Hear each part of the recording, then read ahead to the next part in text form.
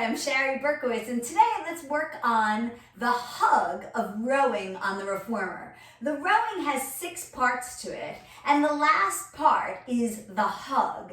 Now, the hug, ideally you sit cross-legged and you sit right on the center of your sit bones with your rib cage back over your pelvis, so straight up and down. You reach your arms out to the side, slightly in front of you, so you wouldn't want your arms behind you, which puts you at a mechanical disadvantage. Slightly in front of you. You reach both arms towards each other, and then you resist the springs as you open your arms again, stopping with your arms slightly in front of you.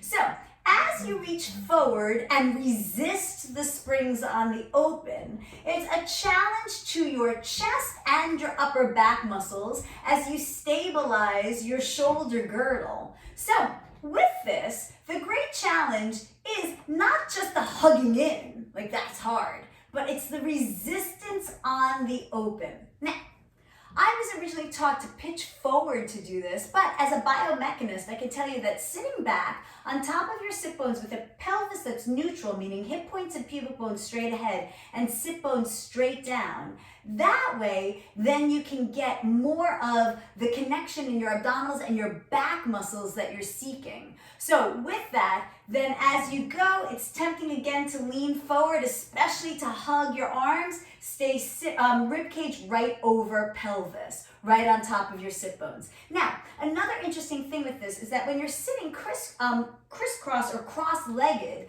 you want to press your knees up just a little bit. Most of us are taught to press our knees down. If you press your knees down, then unfortunately that makes a bit of a disconnect for your back muscles, your lumbar muscles. Since you want to be in this neutral pelvis and work your natural curves of your spine, have the tiniest lift up of your knees as you do the exercise. Now, with that, what if you can't sit cross-legged on top of your sit bones?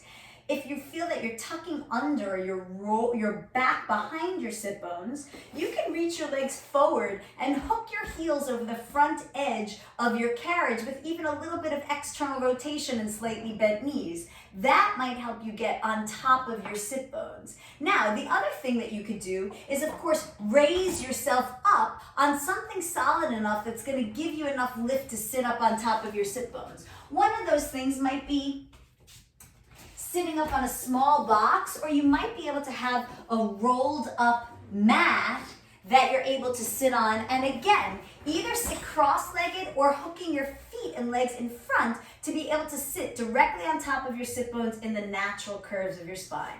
Okay, so now one more thing that I'd like to bring up about this is that often as we do this hug, that you think like you're hugging a tree or you're hugging a person. Well, I'd love for you to just think that you've got strong weights in your arms or in your hands, and that you're pressing the weights together and reluctantly opening them up. So instead of thinking of it as giving a hug to a person, I'd love for you to think of it more in a workout way of strong muscular engagement here and resist. Now, if you do think of it as a hug, make sure the person is coming to you for a hug as opposed to you leaning in for the hug.